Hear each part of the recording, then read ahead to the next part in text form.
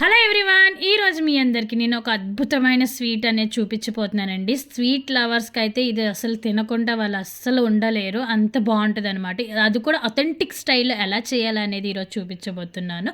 ఫస్ట్గా ఒక గిన్నె అనేది తీసుకోవాలండి. ఆ గిన్నె ఎలా ఉండాలంటే చాలా దలసరిగా ఉండాలండి. కిందన ఏదైతే బేస్ అయితే ఉందో అది చాలా మందంగా ఉండాలి, ఎందుకంటే కావా చేసినప్పుడు చాలా పర్ఫెక్ట్గా వస్తుంది అన్నమాట. సో ఈ విధంగా మనం ఫస్ట్ పొయ్యిని అనేది రెడీ చేసుకోవాలి. పొయ్యిని రెడీ చేసుకొని మనం ఇలాగ పుల్లలన్నీ పెట్టుకొని మంట అనేది పెట్టుకోవాలండి.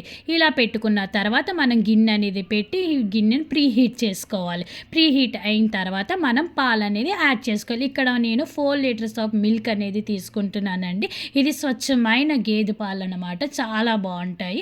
సో ఈ పాలన్నిటిని మనం మీడియం ఫ్లేమ్లో పెట్టి మనం బాగా మరిగించుకోవాలండి, చాలా బాగా మరిగించుకోవాలి. మీరు అలాగా ఫస్ట్ ఇనిషియల్ 1 అవర్ పాటు మీరు నార్మల్గా అయితే పర్వాలేదు, అలా కలిపినా కలపకపోయినా అప్పుడప్పుడు కలుపుకోవచ్చండి. సో ఎందుకంటే ఇది దగ్గర అయ్యే కొద్దీ మనం బాగా తిప్పుతూ ఉండాలి, చాలా టైం టేకింగ్ కూడా. మీకు దగ్గరగా ఒక 2-3 అవర్స్ అనేది ఈజీగా పట్టేస్తుంది. తక్కువలో తక్కువ 2-3 అవర్స్ పడుతుందండి.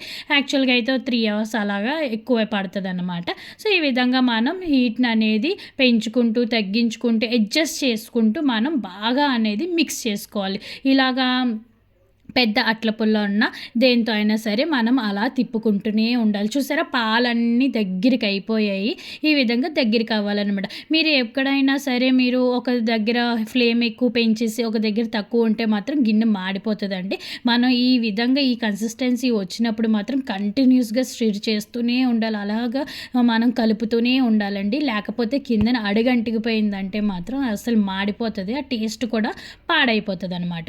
సో అందుకనే మనం జాగ్రత్తగా చూసుకుంటూ మనం అలా విధంగా కలుపుతూనే ఉండాలన్నమాట.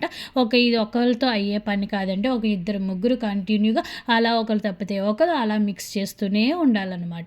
సో ఈ విధంగా మొత్తం అందరం కలిపి ఒక 4 మెంబర్స్ ఒకరి తర్వాత ఒకరు అలా మిక్స్ చేస్తూనే ఉన్నామండి. ఇలాగా మొత్తం దగ్గరికి అయిన తర్వాత మనం షుగర్ అనేది యాడ్ చేసుకోవాలి. 1 లీటర్ పాలకి 1/2 కేజీ షుగర్ అనేది పడుతుందండి. ఇక్కడ 4 లీటర్స్ తీసుకున్నాను కాబట్టి ఇక్కడ 1 కేజీ షుగర్ అనేది యాడ్ చేసుకోవాలండి. షుగర్ యాడ్ చేసుకొని ఈ విధంగా బాగా కలుపుకోవాలి. ఎప్పుడైతే మనకి పాలన్నీ దగ్గరికి అయిపోయి కొంచెం థిక్ కన్సిస్టెన్సీ అవుతుందో అప్పుడు మనం ఈ షుగర్ ఏదైతే ఉందో అప్పుడు యాడ్ చేసుకోవాలండి. ఈ విధంగా యాడ్ చేసుకున్న తర్వాత కంటిన్యూగా తిప్పుతూనే ఉండాలండి. మీరు మధ్యలో ఎటు అటు చూసారా కింద మాడిపోతుంది, పాడైపోతుంది. సో అందుకని చెప్పేసి మీరు అటు ఇటు చూడకుండా నీట్గా ప్రతిదీ చూసుకుంటూ ఈ పక్కన మొత్తం అంతా కలుపుకుంటూ గిన్నె అంతా రౌండ్ చేసుకోవాలి. మొత్తం అంతా రౌండ్ చేసి ఇగోకి ఆ విధంగా కలుపుకుంటూ మొత్తం అంతా దగ్గరికి అయ్యేంత వరకు కలుపుతూనే ఉండాలి. ఈ విధంగా కలిపిన తర్వాత మనకి చిన్న బబుల్స్ అనేది ఏర్పడతాయి. చూసారా, అక్కడక్కడ చిన్న బబుల్స్ అనేవి వస్తున్నాయి. ఈ విధంగా వచ్చినప్పుడు మనకి ఏమవుతుందంటే ఈ ఏదైతే బ్యాటర్ ఉందో మిశ్రమం ఉందో ఇదంతా దగ్గరికి అవుతున్నది అని ఇండికేషన్ అనమాట. ఆ బబుల్స్ వచ్చిన తర్వాత మీరు ఇంకా గట్టిగా కలపాలండి.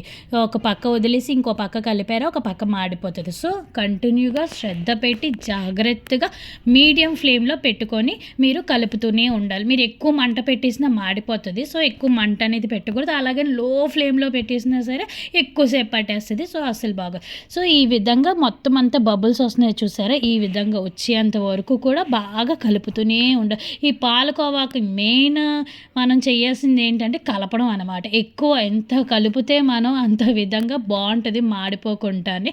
సో ఈ విధంగా మొత్తం అంతా దగ్గర అయ్యేంత వరకు మనం బాగా మిక్స్ చేస్తూనే ఉండాలండి. మీకు నా వీడియోస్ నచ్చితే please like, share and subscribe to my channel. ఈ విధంగా చూసారా మొత్తం అంతా దగ్గరికి వచ్చేసింది. ఈ విధంగా దగ్గరికి వచ్చేసిన తర్వాత మనం ఫ్లేమ్ అనేది తగ్గించేసుకోవాలి, ఆల్మోస్ట్ తీసేయాలండి. ఆ హీట్కే కొంచెం అది బాగా దగ్గరికి అయిపోతుంది అనమాట. చూసారు, ఈ విధంగా థిక్ కన్సిస్టెన్సీ వచ్చినప్పుడు మనం గిన్నెను అనేది పక్కన పెట్టేయాలి, లేదంటే ఆ వేడికి ఇంకా గట్టిగా అయిపోతుంది.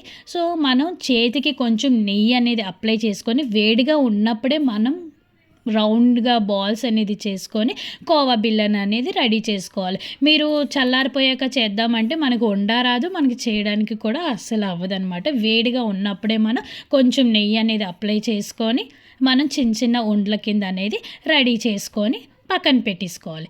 ఈ విధంగా మనం నచ్చిన షేప్లో అనేది బాల్స్ కింద చేసుకొని నచ్చిన షేప్లో అనేది ప్రిపేర్ చేసుకోవచ్చు. అంతే, ఎంతో టేస్టీగా ఉండే అథెంటిక్ స్టైల్లో కోవా అనేది రెడీ.